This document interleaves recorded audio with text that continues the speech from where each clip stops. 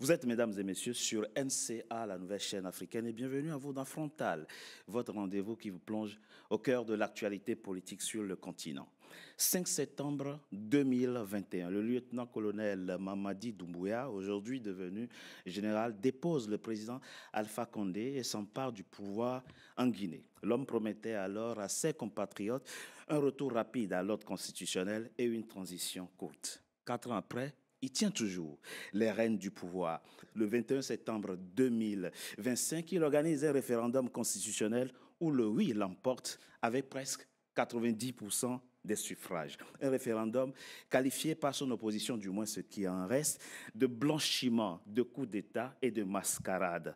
Mais rien n'arrête le général Mamadi Doumbouya, qui est candidat à la présidentielle prévue le 28 novembre 2025 en Guinée. Analyse et décryptage des enjeux de cette présidentielle ici dans cette émission où j'ai le plaisir de recevoir 4 Guinéens. Abdoulaye Kaba, vous êtes le secrétaire général de la section française du RPG Arc-en-Ciel Oura. Le RPG, c'est le parti de l'ancien président Alpha Condé. Vous êtes aujourd'hui dans l'opposition et vous dénoncez ce que vous appelez les dérives dictatoriales du président Mamadou Doumbouya. On en parle au cours de cette émission. Merci. Merci à vous. Merci d'avoir accepté notre invitation. Ibrahim Kaba, d'un Kaba à un autre, mais vous n'avez pas de lien entre vous. Dans cette émission, vous n'êtes pas le représentant du CNRD, je dois le préciser, mais vous êtes un sympathisant, un soutien du pouvoir guinéen. Pour vous, un changement véritable a commencé le 5 septembre 2021 dans votre pays, la Guinée. Changement que vous accompagnez, mutation que vous accompagnez. On en parle au cours de cette émission. Merci d'avoir accepté notre invitation. C'était un plaisir. Tieno Amidou Baldé, vous êtes le responsable adjoint du pôle contenu et rédaction de la cellule de communication de l'UFDG. L'UFDG, c'est le parti de l'ancien Premier ministre guinéen opposant Cellou Dalein Diallo, qui vit aujourd'hui en exil. Vous aviez appelé, vous, avec le RPG, à boycotter le référendum du 25 septembre dernier. Mais pourquoi fallait-il boycotter ce référendum? On en parle au cours de cette émission. Merci. Merci. Merci à vous d'avoir accepté notre invitation. Et j'ai avec moi mon confrère Abdoulaye Mousso. Vous êtes journaliste, analyste et politique, responsable de la communication du FNDC, Front National pour la défense de la Constitution. Mais quelle Constitution défendez-vous encore? On en parle au cours de cette émission. Merci à vous. Merci d'avoir accepté notre invitation. Il est au pouvoir depuis 4 ans, mais que dire de l'action du président guinéen Mamadi Doumbouya? En tout cas, le tableau que dépeint l'ancien Premier ministre guinéen Cellou Dalein Diallo de la gouvernance du président guinéen Mamadi Doumbouya est noir, très noir. On écoute un extrait de cette interview qu'il nous avait accordée il y a quelques mois. Il faut dire que la junte est dans une certaine folie. Depuis un certain temps, elle organise partout à travers le pays des concerts géants, des manifestations dans les rues et sur les places publiques pour soutenir le parjure, pour justifier la candidature du chef de la junte, Mamadi Doumbouya. C'est dans ce contexte que ce tournoi a été organisé. Alors que les manifestations sont interdites pour la place clôture. Les manifestations dans les rues et sur les places publiques sont interdites. Tous ceux qui ont tenté, puisque c'est un droit inscrit dans la charte de la transition, tous ceux qui ont tenté de manifester ont été abattus.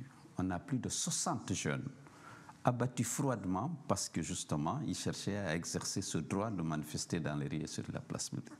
Par contre, les partisans de la candidature de Mamadi Doumbouya sont mobilisés, financés, encadrés par la junte. Ils envahissent les rues, les stades et toutes les places publiques pour appeler le monsieur à se présenter en le présentant comme un bâtisseur indispensable pour la survie de la nation et pour le développement du pays. Monsieur Kaba, Oui. Monsieur Kaba, la question n'est pas contre vous, hein. Elle interroge juste la culture politique que nous avons sur le continent et nos rapports au pouvoir. Vous êtes aujourd'hui dans l'opposition, vous, membre du RPG, le parti de l'ancien président Alpha Condé, et vous dénoncez la gestion du pouvoir aujourd'hui. du président Mamadi Doumbouya. Que fait Mamadi Doumbouya aujourd'hui que vous n'aviez pas fait quand vous étiez au pouvoir? Vous avez entendu votre compatriote Cellou Dalein Diallo qui dénonce des dizaines d'assassinats, il dénonce des arrestations et même des disparitions. Est-ce que c'est nouveau? Il y a beaucoup de nouveautés par rapport à ce qui se faisait avant. D'abord, je tiens à rappeler qu'au 5 septembre, on avait promis de bien faire l'amour à la Guinée. On avait aussi promis de faire une transition qui ne durerait pas 36 mois. On avait aussi promis de ne pas se présenter aux élections qui vont marquer la fin de la transition. Aujourd'hui, nous assistons à tous ces renoncements, ce qui est contraire à ce que faisait le RPG avant. Aujourd'hui, qu'est-ce qui est nouveau? La nouveauté est que nous n'avons jamais contraint Cellou Dalein à l'exil. Aujourd'hui, qu'est-ce qui est nouveau? Nous n'avons jamais contraint vos collègues, que ce soit Koundounou, Abdoulaye Diallo ou je sais qui d'autre, à l'exil. La nouveauté, c'est que quand nous étions au pouvoir, vous saviez où se trouvaient vos camarades. Aujourd'hui, vous ne savez pas où se trouve Founiki Mangué, vous ne savez pas où se trouve Abdoulaye Kaba. La nouveauté, quand nous étions au pouvoir, nous n'avons pas démoli la résidence du patron de l'UFDG. Nous l'avons laissé intacte. La nouveauté, c'est que nous n'avons pas exclu l'opposition du débat politique. L'opposition s'auto-excluait, mais nous n'avons jamais exclu l'opposition du débat politique. Si le président Alpha Condé n'avait pas forcé un troisième mandat, si le président Alpha Condé, parce que le président Mamadi Doumbouya, c'est une fabrication d'Alpha Condé, et on sait comment il est revenu en 2018 en Guinée pour prendre la tête du groupement des forces spéciales. On connaît la mission qui était initialement dédiée au groupement des forces spéciales. Est-ce que vous n'êtes pas responsable en partie de ce que vous dénoncez aujourd'hui finalement? Non, mais si vous dirigez le pays et que votre gestion aboutisse à un coup d'État, oui, vous ne pouvez pas dire que ce n'est pas en partie de votre faute. Nous étions au pouvoir quand le coup d'État est arrivé. Il nous appartenait d'empêcher qu'un coup d'État n'arrive ou nous opposer, oui, comment dirais-je, au fait que le coup d'État puisse perdurer.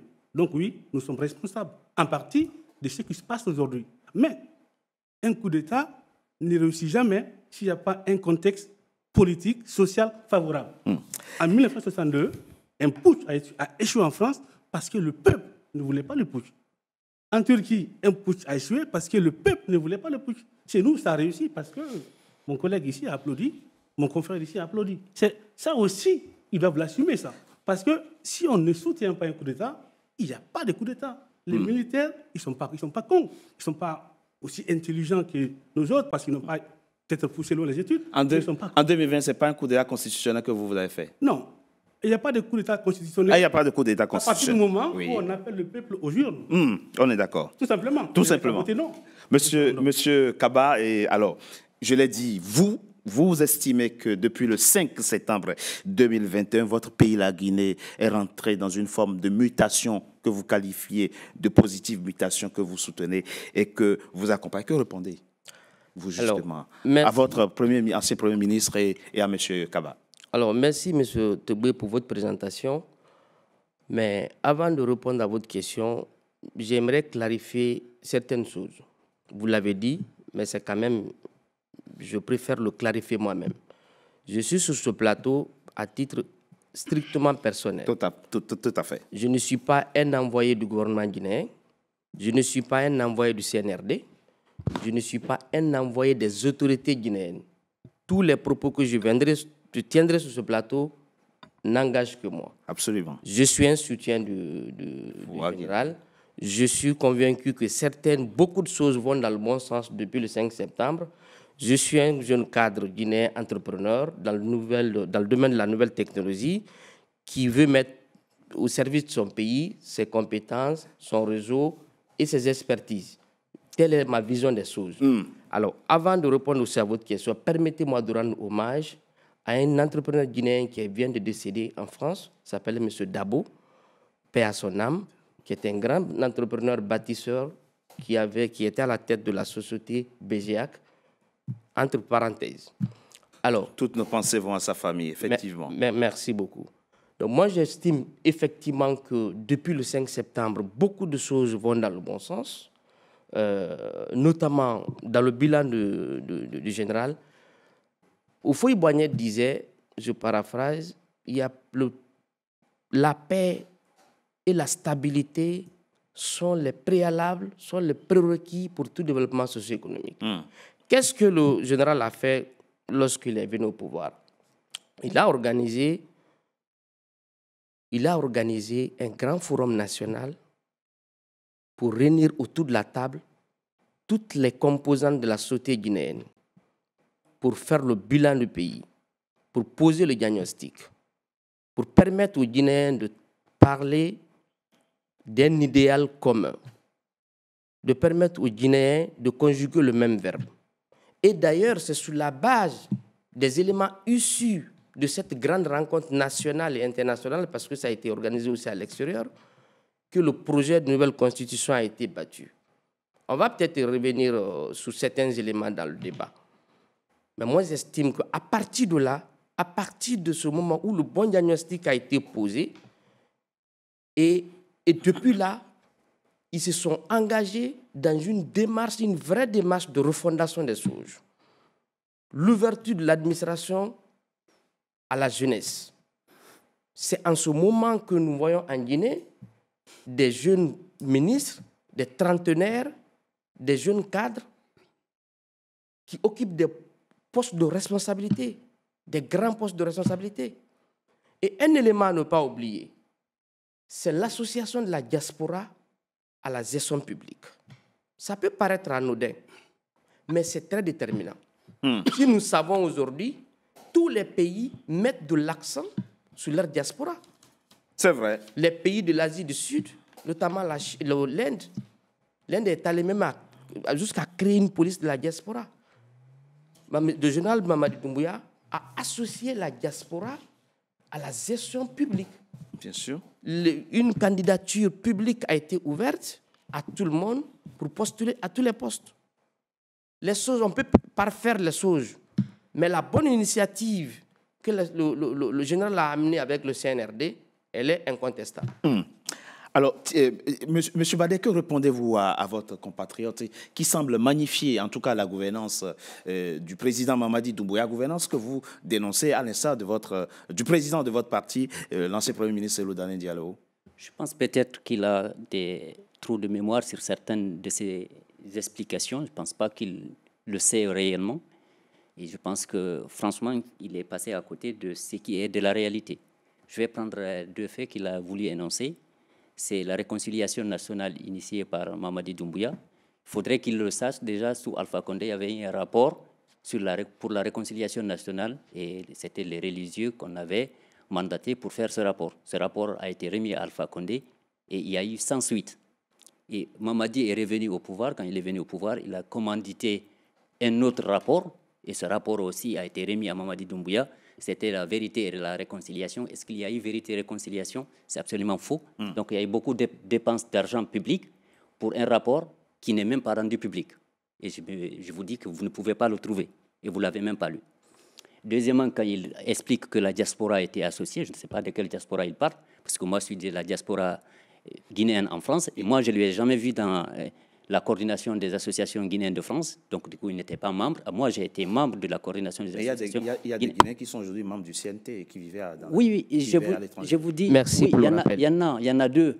C'était les anciens. Moi, je ne connais pas le nom, mais non, je sais. Mais moi, j'en connais parce que je suis membre des associations aussi. Donc, je connais bien parfaitement les associations. Il y a M.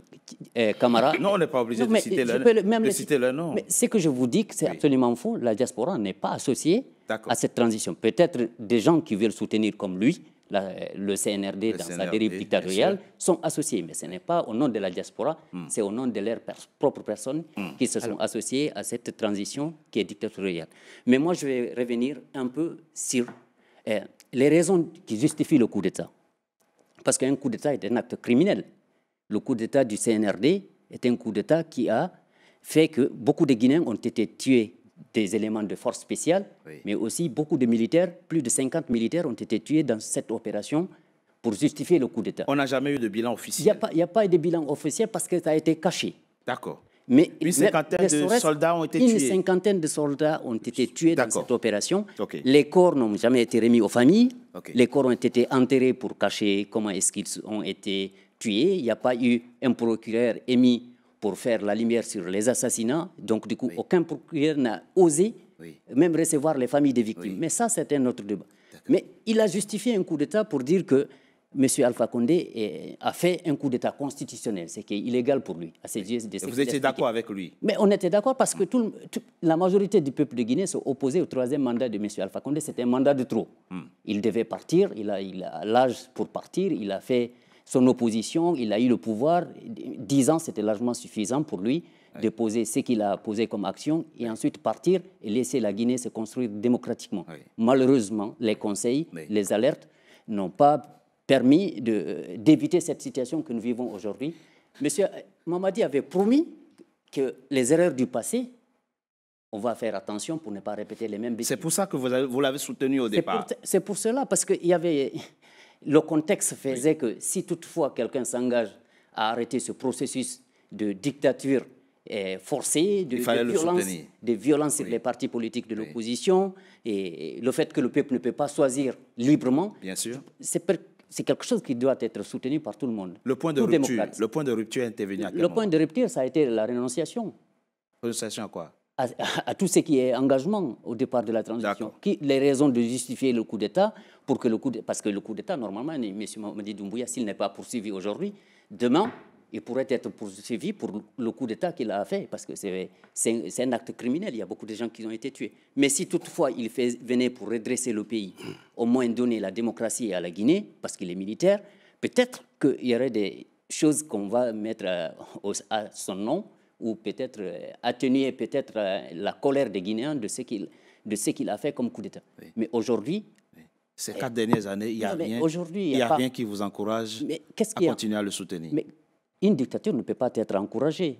Nous sommes des démocrates et nous voulons que le peuple soit libre, que la liberté d'expression existe et que la bonne gouvernance existe et que tout ce qui est aujourd'hui, en termes notamment de gouvernance économique et autres, que ça soit vraiment quelque chose qui est accepté par le peuple. Mais malheureusement aujourd'hui, c'est la force des armes qui gouverne la Guinée par la peur, la violence, les disparitions forcées. C'est ça qui... C'est pas parce que la Guinée a la paix, hein, je pense que lui, il se trompe dans la paix. Il serait intéressant, avant que je vienne à vous, Oumousso, que M. Kaba, vous nous expliquiez.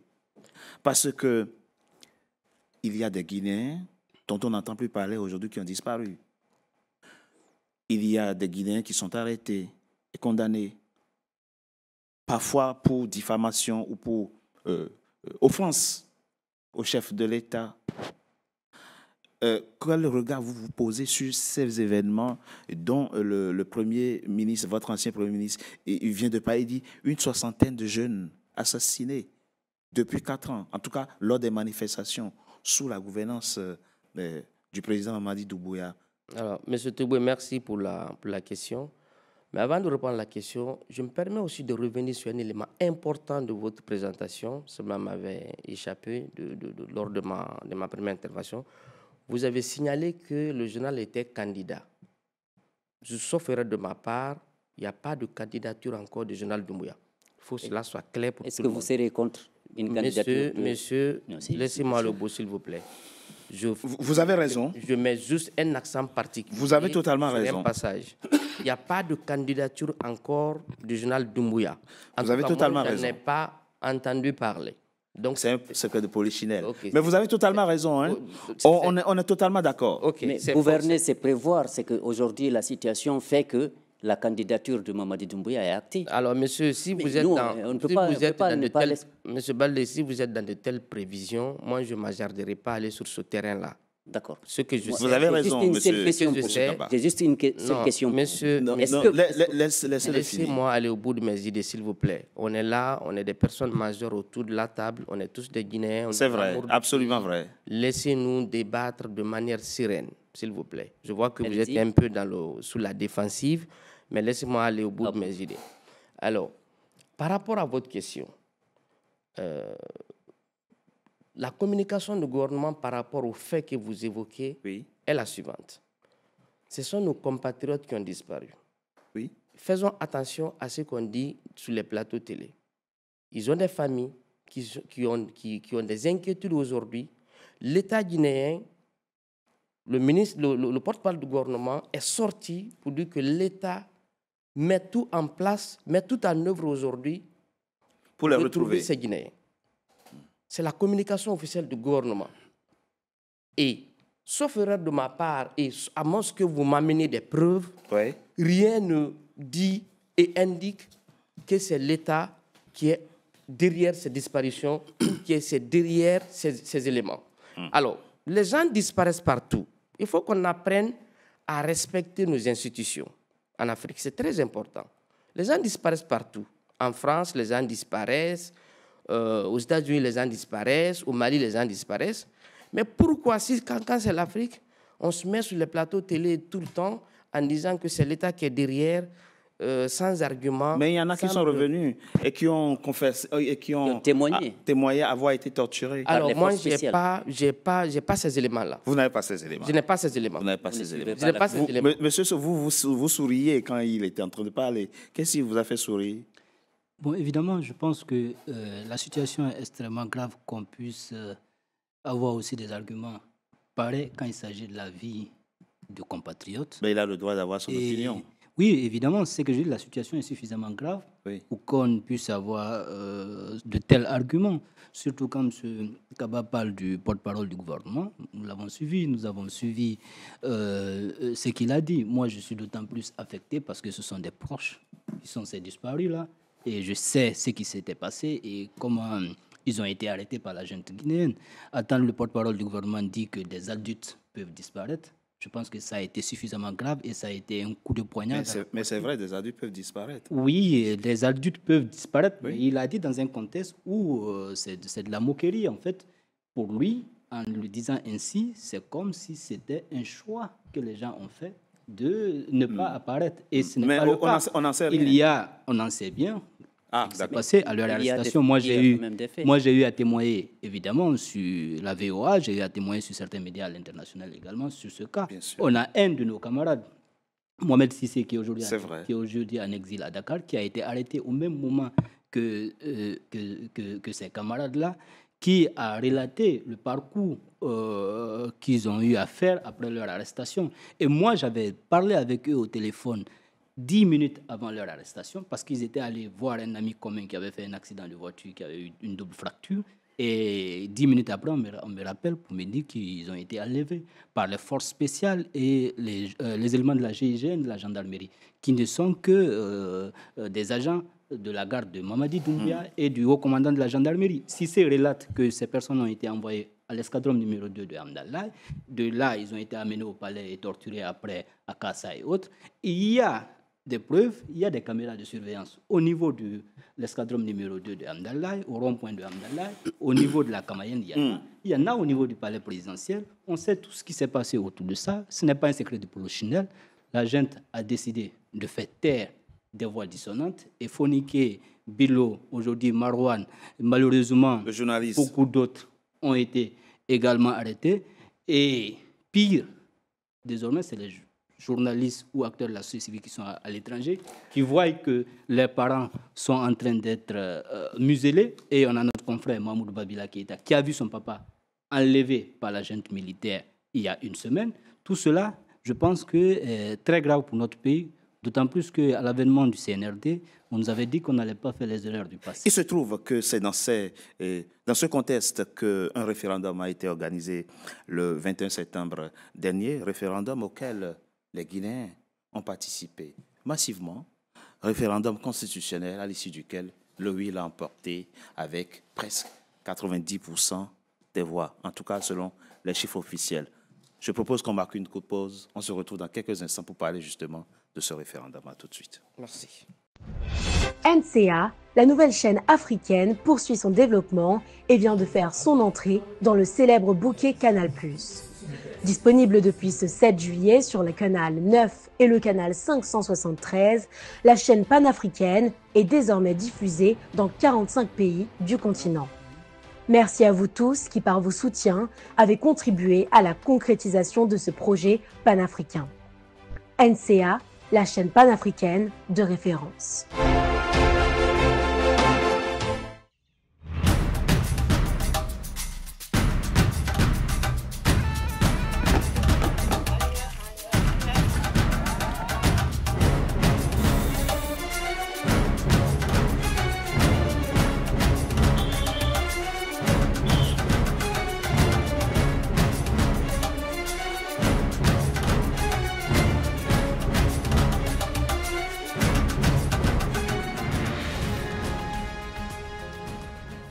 NCA, la nouvelle chaîne africaine.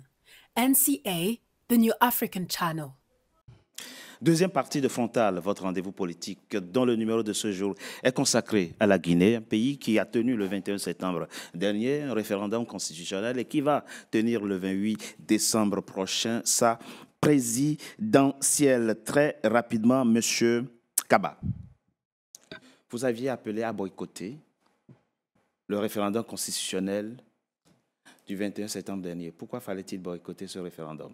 Parce que ce référendum, en fait, ressemblait davantage à une prime au putsch qu'à un vrai référendum constitutionnel. C'est quoi un vrai référendum constitutionnel? Un vrai référendum constitutionnel, en tout cas des sorties de transition, c'est lorsque les engagements initiaux qui ont été pris ont été respectés. Tout à l'heure, je rappelais qu'on avait dit de faire l'amour à la Guinée. On verra à l'heure du bilan que la Guinée n'est pas heureuse après l'amour. On nous a dit qu'aucun membre de la transition, militaire, civile, même les membres du gouvernement, ne feraient pas acte de candidature aux élections. Il vient de rappeler. Oui, je vais y revenir. Donc, aucun membre ne ferait acte de candidature à l'issue, enfin, lors des élections qui vont marquer la fin de la transition. Oui. Aujourd'hui, monsieur, il fait un jeu qui est un peu compris de tout le monde. Vous savez, comme on dit, quand ça ressemble à un canard, quand ça marche comme un canard, quand ça cancane comme un canard, quand ça plonge le bec dans l'eau comme un canard, c'est que c'est un canard. Oui. Mais il faut que ça soit officiellement un canard. Pour l'instant, on en sait. Non, mais en fait, quand on a tous ces éléments-là, on sait que c'est un canard. D'abord, le ministre de la Culture disait hier nuit ou ce matin que le bon Dieu veut que Mamadi Doumbouya soit candidat. Oui, ça n'engage que lui. Le Premier ministre, chef du gouvernement, n'est pas candidat, mais son parti soutient la candidature du président. Le ministre secrétaire général à la présidence, donc qui est le conseiller direct du président, dit qu'il sera candidat. On a fait une constitution qui permette la candidature. Pourquoi? La charte qu'on nous avait proposée mentionnait de façon expresse. Les membres du CNRD ne peuvent pas être candidats à l'issue. Vous êtes en train de faire un faux procès, non, un procès d'intention. Non, je ne vais pas. Non, mais je ne fais pas un procès d'intention, je fais un procès pour non-respect des engagements. Ce n'est pas la même chose. Hein? D'accord. Voilà. À partir du moment où vous mettez dans la charte, on ne participe pas. Alors, vous dites, vous avez estimé qu'il ne fallait pas que les Guinéens aillent aux urnes parce que le président Mamadi Doumbouya, comme vous avez essayé de lire dans sa pensée, s'apprêtait à être candidat à la prochaine présidentielle. Ce n'est même pas une façon de lire dans la pensée. En fait, c'est une façon de se baser sur des éléments factuels et puis on fait de la prédiction. C'est quoi les éléments factuels aujourd'hui? Vous savez, M. Tobé, si demain, après-demain, la météo vous dit qu'il va neiger dans Paris, si vous sortez sans votre blouson, vous allez mourir de pneumonie. Parce que la météo, ce n'est pas du hasard, c'est de la science. Exact. Parfois, ça ne marche pas toujours. Les prévisions météorologiques ne marchent pas toujours. C'est certain. Et si demain, la météo annonce la neige sur Paris, vous sortirez avec votre blouson. D'accord. Vous sortirez avec votre bonnet. Parce que c'est un calcul scientifique qui est derrière. Monsieur Baldé, il y a quelque chose de particulièrement frappant. Oui. Quand on prend les résultats du dernier référendum constitutionnel, tels que validés par Djenabou Touré, la directrice générale des élections, mais avant le Premier ministre Ba aussi, a rendu public les chiffres, mais c'est impressionnant. C'est impressionnant pourquoi vous avez pratiquement 96%, selon les chiffres officiels, de taux de participation. Quand on prend la Haute-Guinée, par exemple, Farana, Kankan, etc., bien sûr, ce sont les régions d'origine du président, vous avez 96% de oui. Et curieusement, quand on prend même votre bastion à vous, la région de l'Abbé, de Manou, qui est censé être le bastion de l'opposant Cellou Dalein Diallo, il a fait aussi des 74%. Et même à Conakry, 74%. Okay. 87% à l'Abbé, par exemple. Ne serait-ce que même vous, en tant que journaliste qui posez cette question, Même vous ne croyez pas à ces chiffres. Ah, il ne fallait pas croire à ces chiffres? Non, mais est-ce que vous-même, même vous ne pouvez pas vous voulez croire? faire de la psychanalyse? Non, ce n'est absolument pas le cas, mais je vais quand même revenir sur des faits. Nous, on s'est opposé à cette nouvelle constitution, soi-disant, pour plusieurs raisons. La première raison, c'est la procédure d'élaboration de la constitution qui n'est pas consensuelle. Donc, on n'a pas associé les voix dissonantes, comme vous l'avez entendu. C'est qu'on a exclu toute voix qui peut dire que ça, on veut, ça, on ne veut pas. C'est-à-dire que c'est des bénis oui-oui qu'on a utilisés pour écrire cette nouvelle constitution, dont les membres qui sont les rédacteurs de la nouvelle constitution, nommés directement par Mamadi Doumbouya, ne répondent pas. Soyons concrets. Qu'y a-t-il dans cette nouvelle constitution que oui, vous ne souhaitiez pas? je vais vous revenir. Procédure déjà, si la procédure est un biais, cela veut dire que le contenu posera problème. Et c'est pourquoi le contenu, je reviendrai dans la partie 2, le contenu pose problème sur plusieurs aspects. S'il vous plaît. Mais des aspects notamment sur le fait que le président de la République, donc on a reproduit beaucoup des articles de l'ancienne Constitution, mais ce qui est problématique, c'est la double nationalité qu'on a accordée et taillée sur mesure pour faire en sorte que Mamadi Doumbouya soit candidat. Avec le contexte géopolitique international, on ne peut pas accepter qu'un président français garde une nationalité allemande. Ce n'est pas possible. Il faut qu'il fasse une renonciation, soit qu'il garde sa nationalité allemande ou sa nationalité française. Mais pour le cas de la Guinée... C'est aussi important pour vous? C'est extrêmement important. Vous qui vivez à l'étranger et qui faites des enfants à l'étranger, ces enfants doivent être exclus demain de la fonction suprême. C'est un choix quand on défend, quand on est président pour la souveraineté du pays, on choisit sa nationalité et on maintient une seule nationalité. On ne peut pas avoir une double nationalité pour éviter tout conflit d'intérêts. C'est quelque chose qui est logique. C'est un point de vue qu'il faut respecter. Deuxièmement, on nous avait dit que les Guinéens ne voulaient pas trop de partis politiques, comme on le voit en Afrique, où on a tellement de partis politiques qu'il y ait même autant de population. Malheureusement, on nous avait dit que la Guinée, avec la nouvelle constitution, on allait arriver à 3 partis. C'est ce qu'on nous avait annoncé. Mais aujourd'hui, qu'est-ce qu'on a fait? C'est qu'on n'a pas limité les partis politiques, mais on a introduit encore des candidatures même indépendantes, c'est-à-dire des personnes qui n'ont ni parti politique, qui n'ont ni, en tout cas, organisation politique, peuvent candidater à la présidence de la République. On se retrouve aujourd'hui avec plus de 57 ou près de 67 encore, qui ne sont même pas, la date de clôture, soi-disant, des candidatures n'est pas terminée. Et ça vous pose problème? C'est un problème. Et parce que c'est quelque chose qui, en Afrique, où c'est vraiment problématique. Deuxièmement, la troisième position, c'est le Sénat. Oui. Est-ce que la Guinée en avait besoin? Pas forcément. C'est une question, bien sûr. Mais pas forcément. Dans un pays où le budget de l'État est très limité, comment pouvez-vous faire en sorte que vous créez autant d'institutions et budget fort pour rien du tout, en fait? Parce qu'on a vidé du Sénat de son contenu. Ensuite, le tiers des membres du Sénat sont nommés par le président de la République. Oui. Pour quelle raison? Quelle indépendance? Mais ce n'est pas nouveau, hein. C'est pratiquement comme ça dans tous les pays. Non, mais pour tous les dictateurs, ils ne laisseront jamais... Dans tous les pays du continent où il y a un Sénat, le tiers est désigné, que ce soit au Cameroun, au Togo, parce que le président veut mettre main sur... Vous avez raison. Sur l'Assemblée et main sur le Sénat. Vous avez raison. Passer tout ce qu'il a envie de faire. Bien sûr. Ça, c'est problématique. Pour nous, ce n'était pas nécessaire. Bien sûr. Maintenant, le contenu, son rôle, ensuite, sa composition, pose vraiment problème. Autre chose, au niveau des crimes économiques, parce qu'aujourd'hui, on lutte contre la corruption. Mais comment est-ce que vous voulez-vous, dans l'ancienne constitution de 2010, les crimes économiques sont imprescriptibles. Désormais, on n'a pas reproduit de tels articles.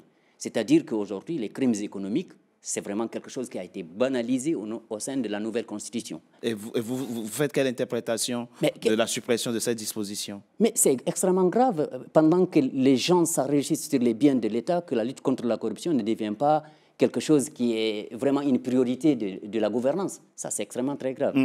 Ensuite... Allez-y rapidement. Un dernier point, on va avancer.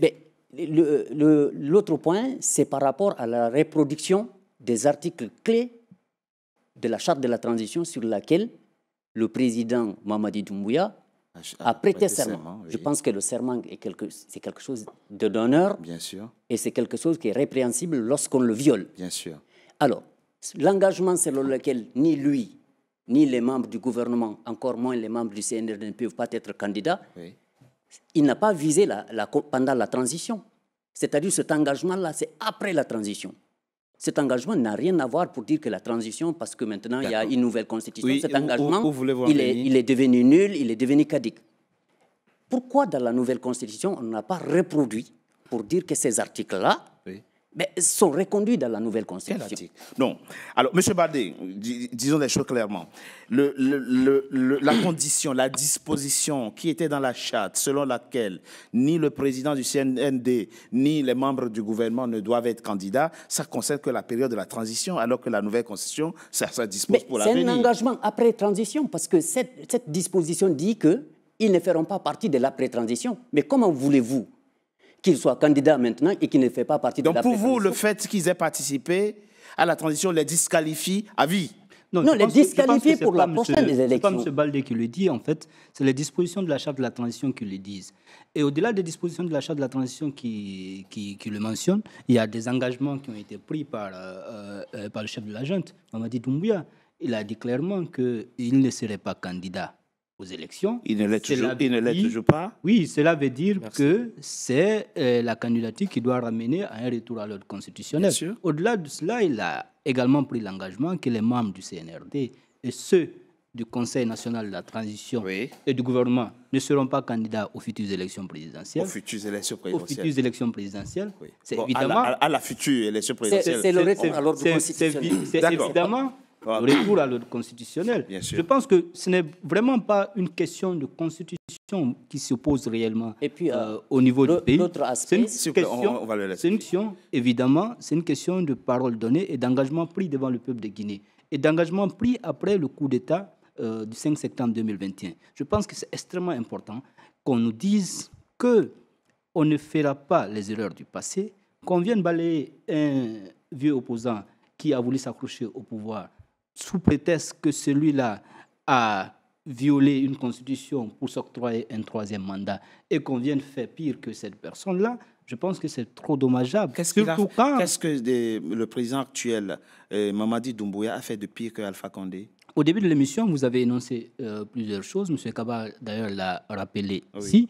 Et moi, je suis membre fondateur du FNDC. Nous avons été, évidemment, muselés par Alpha Condé, arrêtés, mis en prison. Mais quand même, on savait où on était. Quand même, on organisait quand même un procès. Il y avait des acquittements, il y avait des condamnations. Et les familles pouvaient aller rendre visite aux personnes qui ont été arrêtées. Mais aujourd'hui, il n'y a pas ça. Ça ne m'étonne pas, surtout que nous avons suivi le cours. Nous savons que c'est les bras armés de M. Alpha Condé qui ont pris le pouvoir aujourd'hui. Ceux qui exécutaient les ordres hier sont ceux-là maintenant qui doivent donner des ordres. C'est eux-mêmes qui agissent. Donc, ils peuvent faire pire qu'Alpha Condé. Je pense qu'on avait toute la chance avec le CNRD de réussir et de faire de la Guinée une locomotive de l'Afrique de l'Ouest. Malheureusement, Mamadi a trahi. Il a trahi le peuple de Guinée. Il a trahi ses compagnons de lutte avec lesquels il a fait le coup d'État. Je veux nommer Alia Kamara, qui était le chef d'opération de ce coup d'État du 5 septembre. Je veux parler du général Nou Thiam, Sadiba Coulibaly, père son âme, tombé en indélicatesse. Et Sadiba Coulibaly qui a été également tué par la junte militaire, et le colonel Célestin Bilivogui. Je pense que ce qui se passe aujourd'hui en Guinée est une grosse trahison à la nation, et Mamadi le paiera très cher. Il le paiera très cher, d'autant plus que ce qu'il vient de faire, il vient de mettre à l'eau tout l'argumentaire qui disait que la Guinée n'avait plus besoin d'une vieille classe politique. Votre propos est clair. Ce qu'il vient de faire, quand vous dites ce qu'il vient de faire, vous faites allusion à quoi? Parce que, encore une fois... Oui, parce qu'on parle de la Constitution qui vient d'imposer. À la nouvelle Constitution. On parle du des conditions d'élection qu'il y a eu pendant ce blanchiment de son coup d'État militaire qu'il a blanchi avec cette Constitution du 21 septembre. Oui. Je pense qu'on pouvait attendre tout de la junte militaire, mais on ne pensait pas qu'on pouvait nous ramener autant en arrière. Vous êtes déçu. Très déçu, d'autant plus que, comme le dit M. Kaba, le coup d'État avait suscité assez d'espoir. Au niveau du FNDC, nous avons pris acte de ce coup d'État tout en estimant qu'on allait sortir rapidement de cette transition comme il avait promis. Oui. Malheureusement, ceux qui auraient dû être la solution au problème sont devenus le problème aujourd'hui. Sont devenus le problème. À la lumière de la vérité, fort. Et je cite ce célèbre écrivain africain qui le dit. Quel célèbre africain? Je veux parler de Tcharomone Nembo. D'accord. Alors, les mots que vous utilisez sont forts. M. Kaba, il parle de trahison, que le président Mamadi Doumbouya a trahi les Guinéens. Il a trahi sa parole de militaire, sa parole d'honneur. Parole sacrée. Alors, avant de répondre à votre question, j'ai accepté cette invitation justement pour pouvoir clarifier un certain nombre. Bien sûr. On est autour de la table, nous sommes tous des Guinéens. J'ai aucun doute que nous avons tous l'amour du pays. On veut tous le développement du pays. Absolument. On a peut-être des idées divergentes sur la manière, sur les méthodes. Mais pour l'amour du pays, je pense qu'on l'a tous ici. Si on rentre dans l'évocation des faits historiques, on va passer toute la soirée autour de cette table. Parce que si notre pays s'est retrouvé dans cette situation-là, c'est justement à cause aux candidats que vous soutenez, à cause des candidats que vous soutenez. C'est le Dalin Diallo aussi. La cause. Je vais vous expliquer. Vous avez peut-être un trou de mémoire. C'est le Dalin Diallo a fait au moins plus de 10 ans de gestion du pays. Parce que les faits sont liés. C'est le Dalin Diallo. C'est vrai, pas en tant que président. Pas en tant que président. Il a été Premier ministre, il a été ministre de l'économie, effectivement. Plusieurs fois ministre, plusieurs fois Premier ministre, à des postes stratégiques. C'est vrai. À des postes importants. Donc, si vous évoquez la situation économique chaotique du pays aujourd'hui, mais volontiers parler du bilan de Cellou. Donc, c'est Cellou non, qui j'en gouverne viens. actuellement. Justement, j'ai évoqué ce point-là pour dire que moi, je ne me lancerai pas dans l'évocation des faits. Moi, je vais plutôt positiver le débat pour aller de l'avant. Alors, parlez de la bonne gouvernance du CNRD, comme ça on verra la différence. C'est quelque chose de plus global. Le CNRD n'est là que pendant 4 ans. Et avant les 4 ans, vous les mettez où? Comment? Vous les mettez où? Il n'était pas là. Mais pendant les 4 ans, c'est un mandat déjà présidentiel aux États-Unis. Excusez, laissez-moi continuer, s'il vous plaît. Allez-y. Alors, pour revenir à la question de la Constitution, moi, j'estime que la Constitution que les Guinéens ont adoptée cette fois-ci, ce n'est pas une Constitution d'un homme, mais celle d'un peuple qui veut avancer. Vous savez pourquoi? Celle d'un peuple qui veut avancer. Vous savez pourquoi? En tout cas, je suis relativement jeune. Ils disent que les chiffres ne sont pas fiables, hein, les chiffres tels que fournis par... C'est lui qui le dit. Oui. C'est lui qui le dit. Le premier article de la Constitution, de la nouvelle Constitution, est le suivant. La souveraineté appartient au peuple. Donc le peuple de Guinée, mais ça a toujours été dans les constitutions. A voté C'est pas une nouveauté. Et adopté la Constitution. Alors, je reviens sur la manière, je voulais que la M. méthode... Kaba comprenne. Je voulais juste... Non, vous aviez parlé assez... Parce qu'il a parlé tellement de Constitution que je voudrais revenir évidemment sur ces chiffres de la Constitution. Laissez M. Kaba finir d'abord. 30 secondes.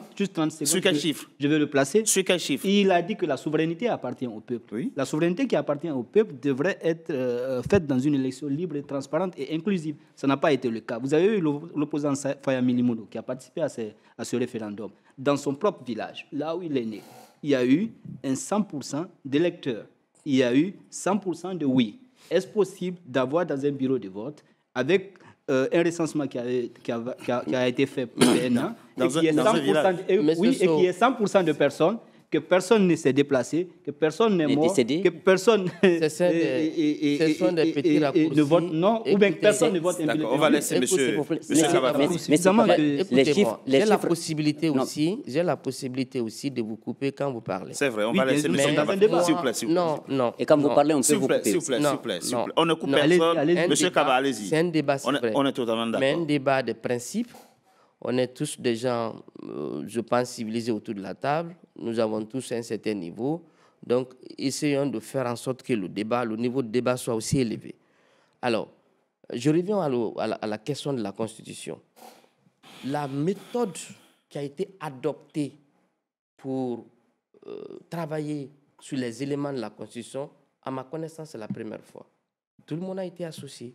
Toutes les composantes de la société guinéenne a été associé. Même de l'extérieur, les gens sont venus ici pour nous présenter les moutures de la Constitution pour qu'on puisse apporter nos suggestions, nos remarques. Donc, la méthode a été inclusive et ça a été soumis le projet a été soumis au peuple qui l'a adopté. Donc le premier article de la Constitution indique que la souveraineté appartient au peuple. Donc pour vous, le peuple a exercé sa souveraineté le 21 septembre dernier. Très bien, on avance. Voilà. Très bien. Le peuple a exercé sa souveraineté le 21 septembre dernier. Vous, membres du FNDC, Front National pour la défense de la Constitution, vous défendez quelle Constitution? Évidemment, il faut le mettre dans un cadre d'idéal et c'est bien clair que je dois le préciser. Nous sommes un mouvement social, un mouvement de défense de la démocratie et des droits de l'homme dans notre pays. Donc, à l'échelle du temps, nous continuerons à défendre les principes universels de droits de l'homme, de démocratie et de liberté publique. C'est dans ce cadre que le FNDC, Front National pour la défense de la Constitution, le C, la Constitution du FNDC, là, c'est quelle Constitution? C'est ce que je suis en train d'expliquer. C'est dans ce cadre-là que le FNDC continuera à défendre les valeurs républicaines, les valeurs de démocratie, les valeurs des droits de l'homme. Nous avons lancé ce mouvement en 2019 dans le cadre face à Alpha Condé, dans le cadre de la défense de la Constitution Bien sûr. 2010 pour empêcher que M. Alpha Condé puisse avoir un troisième mandat. Et quand il y a eu le coup d'État le 21 septembre 2021, nous avons eu... Ma question, elle était claire. Justement, c'est ce que je suis en train de vous expliquer. Nous avons fait un mémo dans lequel nous avons expliqué dans les 10 points du mémo pourquoi il était essentiel de revenir à cette Constitution de 2010 pour la remettre au référendum. Reconnaissez-vous la Constitution adoptée le 21 septembre ou pas? Nous ne la reconnaissons absolument pas. Laquelle défendez-vous? Celle de 2020? D'autant plus que cette Constitution n'est qu'un blanchiment du coup d'État du 20. Quelle Constitution défendez-vous maintenant? Nous défendons les valeurs démocratiques, les valeurs de liberté, les valeurs des droits de l'homme et nous espérons que tout sera fait par le peuple de Guinée bientôt pour que nous recouvrons à l'ordre constitutionnel par des élections libres, transparentes, inclusives et que le peuple soit la seule entité qui choisit les dirigeants. Tout ce que vous dites sont dans la Constitution. L'histoire se répète chez vous. Tout ce qu'il est en train de dire n'est pas... L'histoire bégaye chez vous. Moi, je me souviens très bien, j'ai fait beaucoup d'émissions sur la gouvernance du président Alpha Condé. J'ai même fait une interview avec le président Alpha Condé lui-même. Et je me souviens très bien, il y avait eu un référendum forcé qui aboutit à la Constitution de 2020. 22 mars 2020. 22 mars 2020, précisément. Alors, vous, maintenant, à votre tour, vous avez appelé à boycotter un référendum, alors que quand vous étiez au pouvoir, vous avez imposé ce référendum qui a donné un troisième mandat au président Alpha Condé. Au fond, le général Mamadi Doumbouya est venu faire pour son propre compte ce que vous espériez qu'il fasse pour vous. Vous n'en êtes pas content, on peut comprendre, mais vous voyez un peu que c'est vous, que c'est sorti de la matrice du RPG, ce qui se passe aujourd'hui. Non. En fait, d'abord, vous confondez deux choses qui sont complètement différentes. D'abord, notre référendum, nous ne l'avons pas imposé. Nous, on n'a exclu personne, contrairement à ce qui se passe maintenant. En 2020, mais l'opposition n'en voulait pas. Oui, mais l'opposition avait le droit de... Il fallait respecter les 2 mandats et partir. En fait, ce qu'il faut comprendre, c'est qu'aucune constitution n'est figée dans le temps. C'est vrai, vous avez raison. Vous ne restez à nulle part. Vous avez raison. Il y a des principes cardinaux qui... Non, laissez. Le seul principe cardinal dans une démocratie, c'est la souveraineté appartient au peuple. Il l'a dit, vous l'avez dit. Vous aviez respecté la souveraineté. Ce n'est pas la seule disposition qui est maintenue dans une constitution. Il y en a des constitutions qui ont duré plus de 100 ans. Donc c'est un faux débat. Il n'y a aucune constitution qui a duré 100 ans. Allez-y. Il y a des intangibilités. Je propose qu'on marque une pause, Monsieur Badé. D'intangibilité dans une constitution. Monsieur Kaba, on marque une courte pause. On se retrouve dans quelques instants pour la troisième partie de notre émission. À tout de suite. NCA, la nouvelle chaîne africaine, poursuit son développement et vient de faire son entrée dans le célèbre bouquet Canal+. Disponible depuis ce 7 juillet sur le canal 9 et le canal 573, la chaîne panafricaine est désormais diffusée dans 45 pays du continent. Merci à vous tous qui, par vos soutiens, avez contribué à la concrétisation de ce projet panafricain. NCA, la chaîne panafricaine de référence.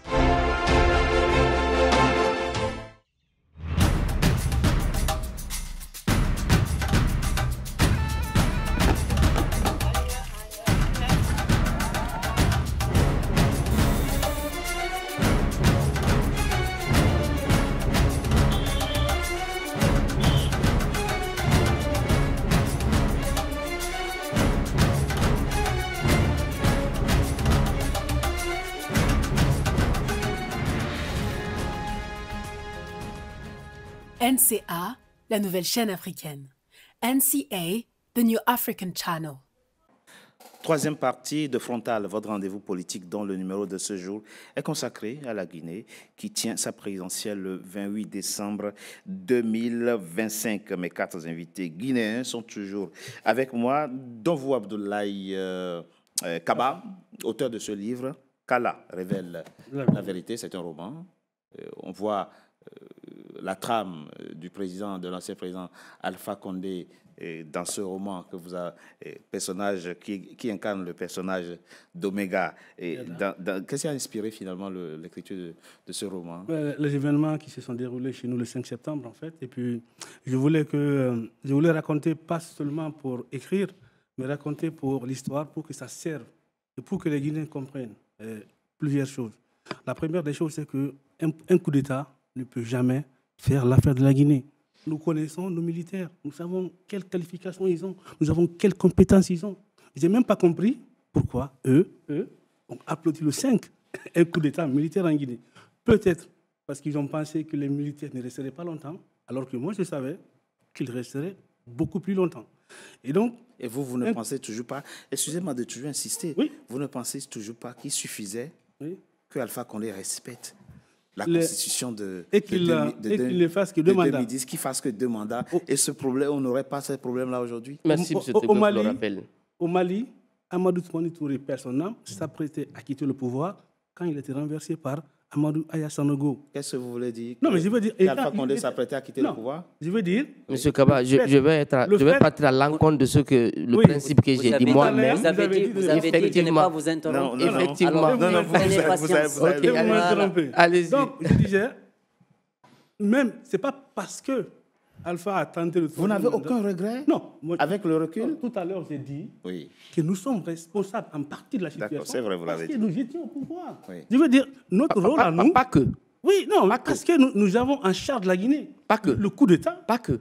C'est d'abord Alpha. Même en lisant ça, vous allez vous en rendre compte qu'Alpha, il ne peut pas s'exonérer. Moi-même, je ne peux pas m'exonérer. Et si c'était à refaire, moi, je souhaiterais tout pour la Guinée, sauf un putsch. C'est-à-dire, sauf un coup d'État constitutionnel aussi. Non, ce n'est pas la même chose. Non, c'est pas la même chose. C'est le préalable. C'est pas la même chose. C'est le préalable. C'est totalement la même chose. Mais c'est vrai, on compare 2 personnages. Non, pas 2 personnages, 2 situations. Oui, 2 situations. Voilà. Si vous voulez, un homme a été élu par le peuple. Donc, il a la légitimité. 2 situations. Ce n'est pas une question. En 2020? Non, Alpha Condé a été élu en 2010 par le peuple. Oui, mais selon votre version. En 2015 par le même peuple. Oui. Donc, il a la légitimité. Et en 2020 aussi? Non, suivez seulement. Oui, Une fois qu'on est élu par le peuple, on a la légitimité d'agir au nom du peuple. C'est ça la souveraineté du peuple. Le pouvoir du peuple, par le peuple et pour le peuple. Oui, donc, l'homme qui a été élu par le peuple, on ne peut pas le comparer à quelqu'un qui a pris les armes. Quand on est élu, il ne faut pas entretenir la confusion dans les esprits des gens. Mais, quand on est élu par le peuple, quand le peuple vous donne sa souveraineté, vous respectez la loi du peuple. Et la Constitution de 2010 disait c'est 2 mandats. On n'utilise pas le mandat du peuple pour aller modifier la Constitution parce qu'on veut... Une Constitution élaborée par un gouvernement de transition, adoptée sans référendum, par un CNT qui n'a pas été élu par le peuple. On a coopté des gens, comme leur CNT actuel, là, on les a mis là. Donc le pouvoir... Vous parlez de qui? Le CNT de 2010, là, les gens qui défendent là. Les gens n'ont pas été élus, ils ont été nommés. Et Dieu seul sait quels sont les critères qui ont prévalu à leur nomination. Donc ces gens-là ne peuvent pas avoir un pouvoir qu'un président élu n'a pas. Et en tout état de cause, M. Baldé n'a pas été empêché de voter contre la Constitution de 2020. Non, vous ne pouvez pas parler à ma place. Non. J'ai été empêché. Et j'ai été trahi par Alpha Condé dans la Constitution de 2010 de se mettre... De vous enregistrer? Oui. Ici, là? Oui. Nous, on a travaillé avec Adiaté Ginkan Diallo. Ça, vous avez parlé de moi, donc j'ai répondu que je n'ai pas été associé et je ne me sens pas concerné par la Constitution de 2020. Qui était la fédérale. En tout cas, vous vivez aujourd'hui, vous faites aujourd'hui la douloureuse expérience qui était la leur quand ils étaient dans l'opposition. Maintenant que vous êtes dans l'opposition, vous voyez comme c'est difficile quand on est dans l'opposition. Nous venions de l'opposition. Oui, d'accord. Très bien. Alors, ils apprennent. Ils viennent d'arriver dans l'opposition. Découvrent ça aussi, c'est un argument.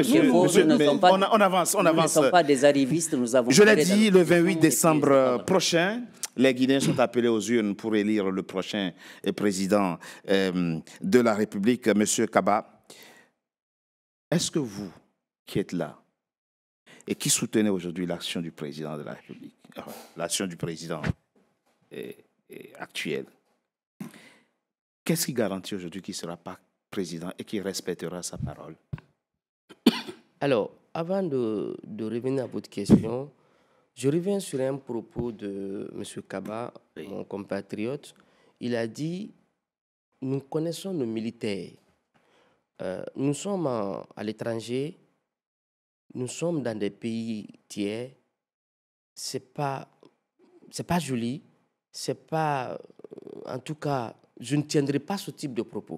Ah, c'était... Pour moi, non, je viens. C'était négatif oui, vis-à-vis de l'armée. Ah non, effectivement, vous faites bien de le relever, effectivement. Je préfère le relever. Nous avons des militaires vaillants. Absolument. Nous avons des militaires qui défendent le pays. Totalement. Nous avons des militaires de patriotes, bien sûr, qui mouillent le maillot, bien sûr, qui prennent les armes pour nous défendre. Bien sûr. Donc, mais comme dans tous les corps de métier, il y a des mauvais éléments. On est d'accord. On a le droit aussi de le dire et de le dénoncer. Je précise alors mes propos.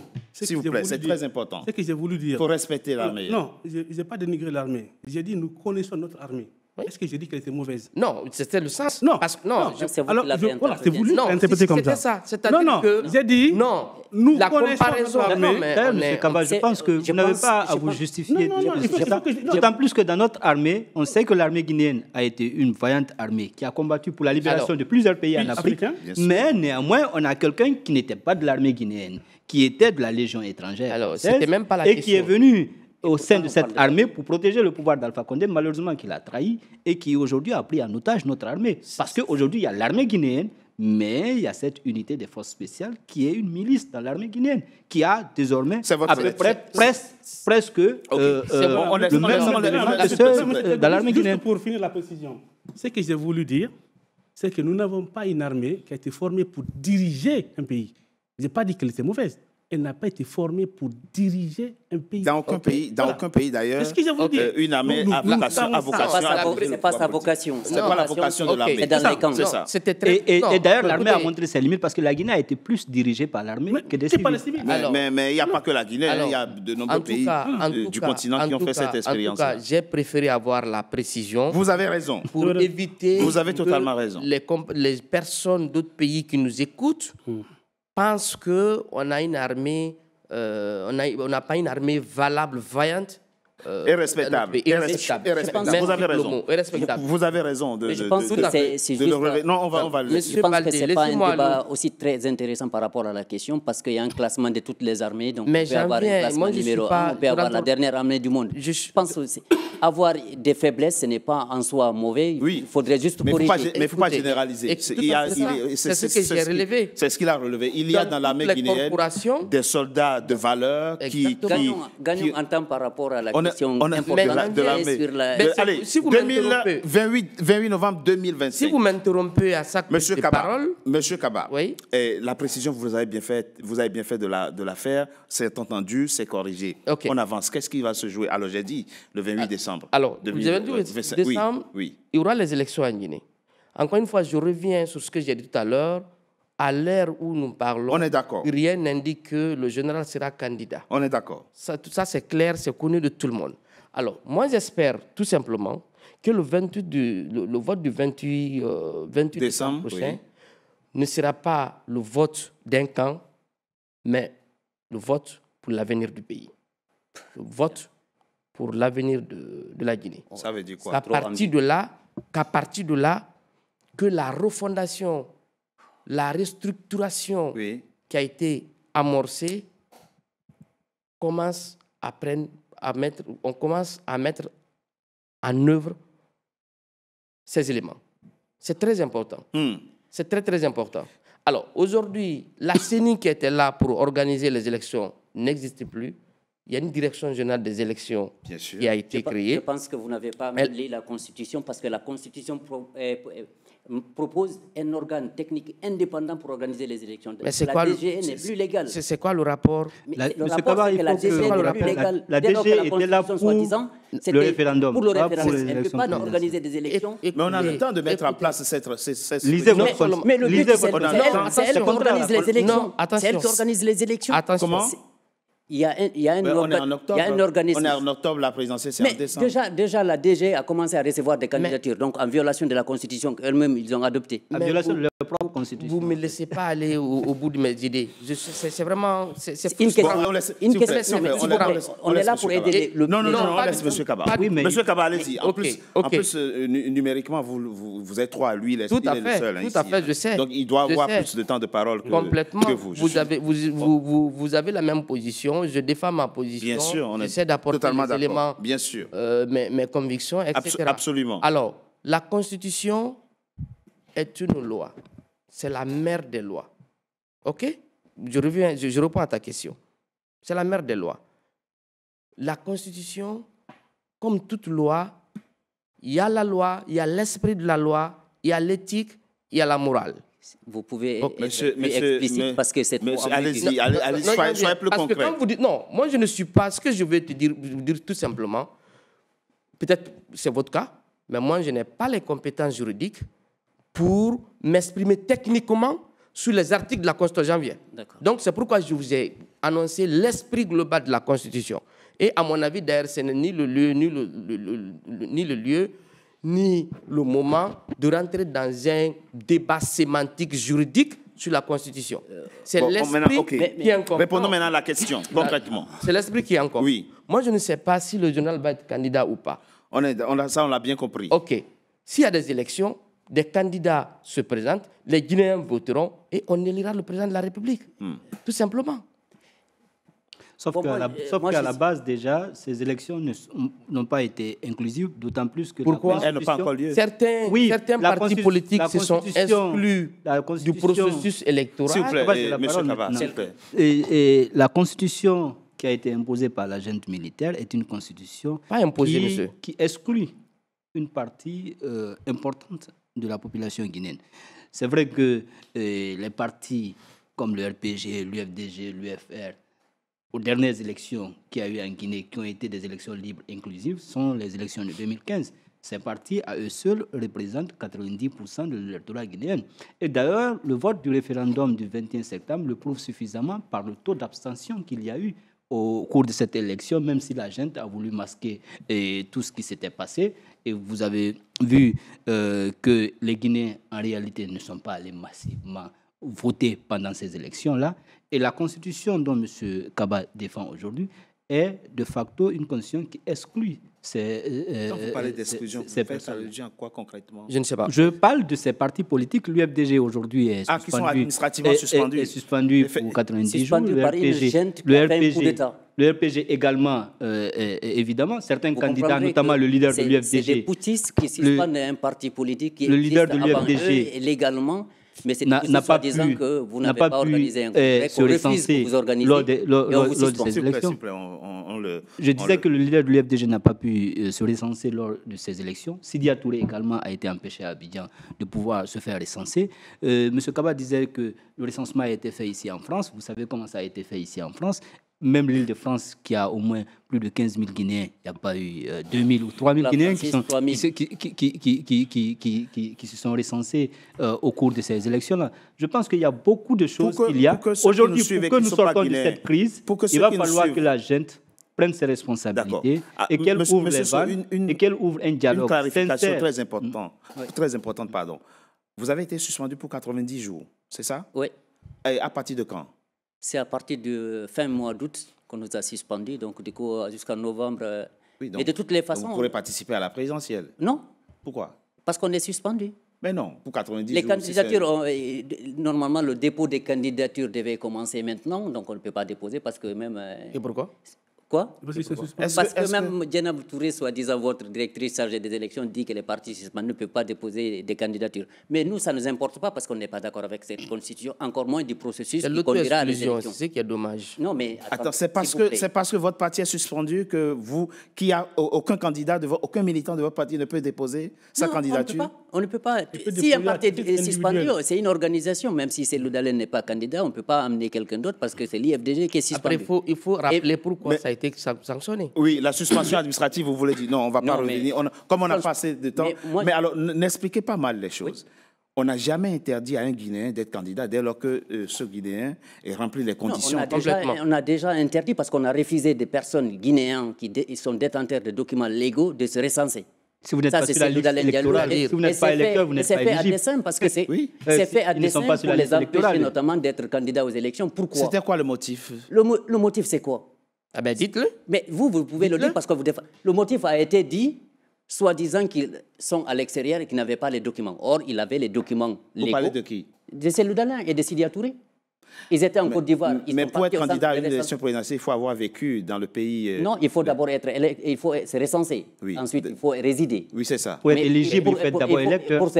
Maintenant, on les a empêchés de faire recenser. Si la présidentielle est prévue en décembre, alors qu'il est toujours à l'étranger, c'est mort. Mais il ne peut même pas être, même s'il est en Guinée, il ne peut pas parce qu'il n'est pas recensé. Il n'est pas recensé. S'il n'est pas électeur, il ne peut pas être éligible. Mais ça, c'est un processus du dictateur qui ne veut pas partir. Et il organise les élections. Et vous avez vu, quand on a dit même il faut un organisme indépendant pour organiser les élections, il a refusé pour maintenir quoi? Une direction générale chargée de faire les élections qui est sous tutelle du ministre de l'administration et du territoire, nommé par décret. Et Djenab Touré est aussi fonctionnaire de l'État et du ministère de l'administration et du territoire. Ce sont les préfets, les sous-préfets militaires qui organisent les élections. Comment voulez-vous que ce processus soit un processus... Et malheureusement, la même interdiction frappe le RPG, votre parti, et Alpha Condé.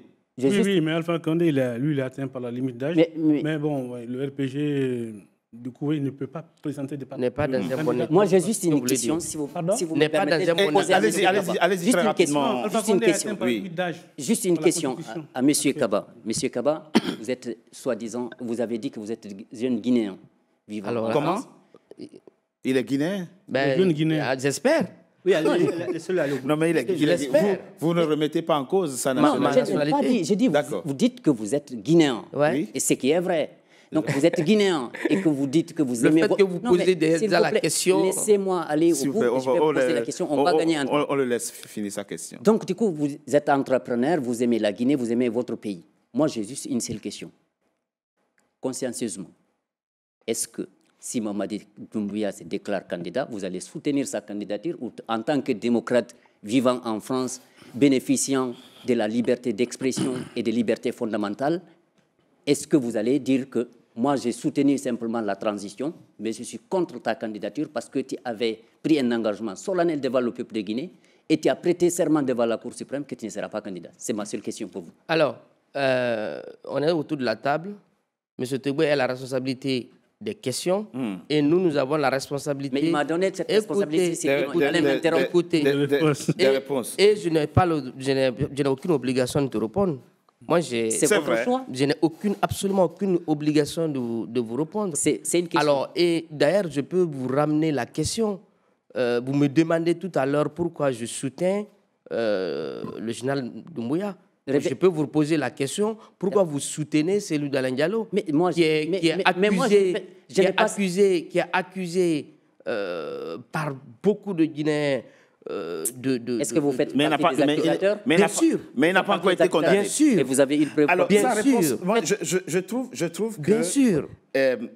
Chaque Guinéen est libre de soutenir... Mais c'est dans cette liberté que je l'ai demandé son avis. Qui il veut. Mais c'est dans cette liberté que je l'ai demandé son avis. Dès lors que la personne remplit les conditions... Vous n'avez pas à me demander... Mais il n'est pas contraint. Vous n'avez même pas... Il ne peut pas venir débattre dans une émission aussi importante et refuser de dire que... Votre question laissait supposer qu'il ne serait pas démocrate s'il soutenait la candidature de... Non, il peut dire qu'il est démocrate, mais il le soutient. Vous la signez à ne pas supporter la candidature du président. Il peut dire que je suis démocrate, je soutiens. Moi, je vais juste savoir est-ce qu'il va soutenir ou pas. C'est pourquoi d'ailleurs j'ai répondu, j'ai retourné la question. Vous n'aimez pas me poser cette question. Monsieur Sow. Parce que déjà... Donc vous ne soutiendrez pas ou vous soutiendrez? Non, mais j'ai pas... Enfin, j'ai pas à vous répondre. Monsieur Sow, non, mais il a sa réponse. Mais vous n'avez à vous justifier devant personne. Non seulement c'est ça, j'ai dit clairement tout à l'heure que le pays a amorcé de bon élan. Il y a des belles choses qui se font aujourd'hui dans le pays. Et d'ailleurs, je ne saurais terminer mes propos sans indiquer un élément très important encore que le CNRD a mis en place tout récemment. Le projet Simandou, on ne l'a pas parlé. On n'a pas eu le temps pour en parler. Mais pour la diaspora, le gouvernement a mis en place quelque chose qu'on appelle le PRODEIC. PRODEIC, c'est le projet d'appui à la diplomatie économique.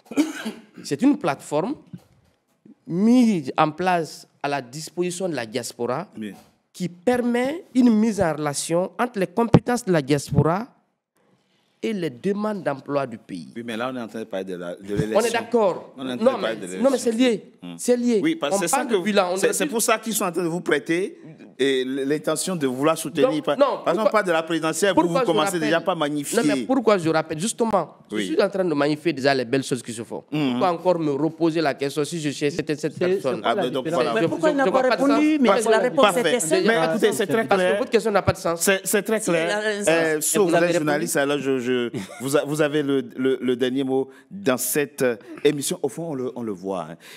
C'est compliqué, le rapport que nous avons à la politique et au pouvoir sur le continent. Oui, quelle analyse vous faites de ça? Parce que ce dont on parle dans cette émission, ce n'est pas spécifiquement guinéen. Ça s'observe partout. Quand vous aviez fait 40 ans dans l'opposition. Alpha Condé a fait 40 ans dans l'opposition. Quand il a pris le pouvoir, on a vu ce qu'il a fait. Il a reproduit exactement les mêmes choses qu'il dénonçait. Non, monsieur, c'est comme ça. C'est connu. C'est la raison du coup d'État et c'est la raison et ça sera la raison du futur coup d'État. C'est lui qui a le dernier mot, malheureusement. Donc nous sommes dans un contexte où, si on est d'accord sur un élément, c'est peut-être le seul. Opposants, on dénonce. Vous et moi. On dénonce, s'il vous plaît, monsieur Kaba. On est dans un contexte où opposants, on dénonce des choses. Quand on prend le pouvoir, on fait la même chose et parfois même pire. C'est que fait le CNRD. On s'en sortira jamais. Je pense que c'est extrêmement difficile qu'on puisse s'en sortir parce que ce que vous dites est extrêmement important et c'est extrêmement grave pour nos pays. Surtout pas que la Guinée, vous-même vous l'avez rappelé. On sait que la Côte d'Ivoire aujourd'hui s'ouvre les campagnes pour les élections présidentielles, c'est notre cas. On a parlé de tous ceux qui ont suscité de l'espoir à un moment donné. Bien sûr. En tant qu'opposant politique. Macky Sall dans l'opposition, on a vu comment il a fait après. Qui ont suscité beaucoup d'espoir quand ils étaient opposants et qui allaient être la solution à nos problèmes. Et quand ils sont arrivés au pouvoir, ils nous ont créé plus de problèmes que de solutions. C'est beaucoup plus déplorable et c'est une remise en question de l'élite africaine. Et surtout, cette élite-là qui devrait être un repère pour nous tous, pour nos populations, et qui devrait aujourd'hui être des vecteurs de développement dans nos pays, et qui aujourd'hui ne représentent pas grand-chose aux yeux de nos populations, parce qu'ils ont toujours menti au peuple pour arriver au pouvoir, mais une fois au pouvoir, ils montrent leur vrai visage. Aujourd'hui, la Guinée est dans cette situation très difficile et qui est dangereuse pour l'Afrique de l'Ouest, d'autant plus que nous avons le Burkina qui n'est pas stable, nous avons le Mali qui n'est pas stable, le Niger qui n'est pas stable. Imaginons aujourd'hui que la Guinée soit instable avec le littoral que nous avons au niveau de la Guinée et que cette instabilité qui est dans les pays de l'AES arrive dans ce pays-là, ça serait très grave pour l'Afrique de l'Ouest, mais aussi pour les pays occidentaux qui, malheureusement, pour certains, sont en train de soutenir ces dictatures dans le pays. C'est la fin, mesdames et messieurs, de Frontal, votre rendez-vous politique dont le numéro de ce jour a été consacré à la Guinée qui tient sa présidentielle le 28 décembre 2025. Merci d'avoir été nombreux à notre compagnie. Restez fidèles au programme de NCA. Je rappelle que NCA est désormais sur Bouquet Canal+, canal 573. Merci d'avoir été nombreux à notre compagnie. À très bientôt pour un nouveau numéro de Frontal.